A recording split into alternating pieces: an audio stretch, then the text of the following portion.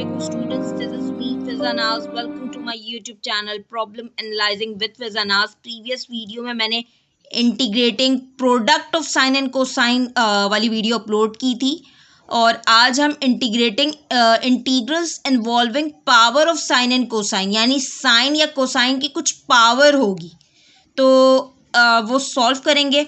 तो पहला क्वेश्चन है मेरे पास, integral of sine square x cos cube x d x.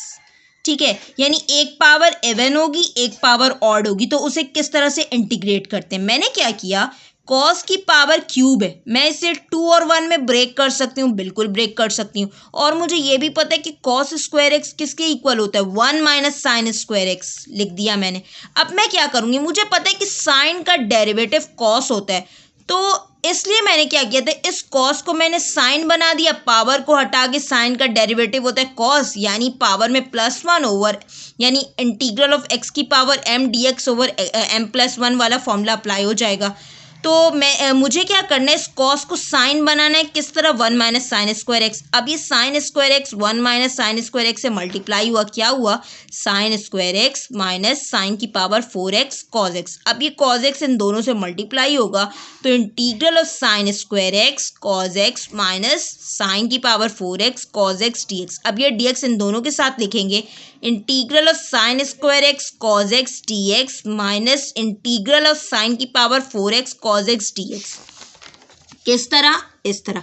अब मुझे पता है कि पावर को हटा के साइन का डेरिवेटिव होता है कॉस और एंगल का भी डेरिवेटिव मौजूद है, तो मैं क्या करूंगी, एक्स की पावर m+1 ओवर एक्स की पावर m+1, पावर को हटा के इसका डेरिवेटिव भी मौजूद है, एंगल का भी डेरिवेटिव मौजूद है। किस तरह, साइन हेयर पावर इज 2 यानी 2+1 over 2+1 minus here power is 4 4+1 ओवर 4+1 प्लस सी, तो हो गया 1/3 sine cube x minus 1/5 sine की पावर 5x प्लस सी।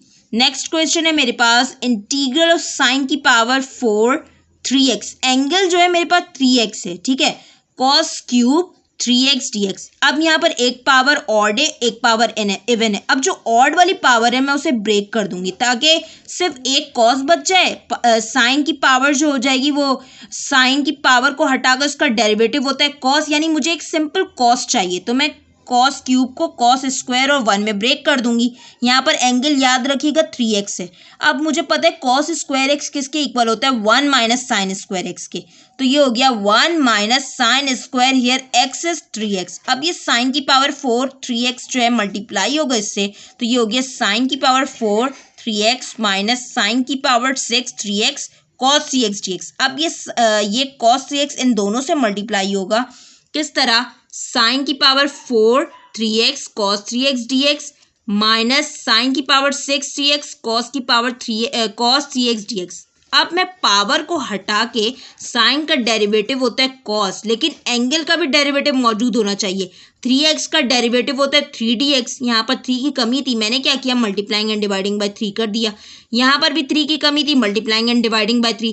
जब पावर को हटा के उसका डेरिवेटिव भी मौजूद हो और एंगल का भी डेरिवेटिव मौजूद हो, तो मैं कौन सा फॉर्मूला अप्लाई करूंगी, इंटीग्रल ऑफ एक्स की power m dx equals to x की power m+1 over m+1 plus c, तो ये हो गया 1/3 हेयर पावर इज 4 साइन की power 5 3x over 5 minus 1/3 sine की पावर 7, यानी ये 6 है तो +1 हो गया 3x ओवर 7, तो 1/5 साइन की पावर 5 3x माइनस 1/7, यानी 1/3 दोनों में से कॉमन ले लिया, साइन की power 7 3x plus C. Thank you so much for watching my channel, please subscribe it for more videos.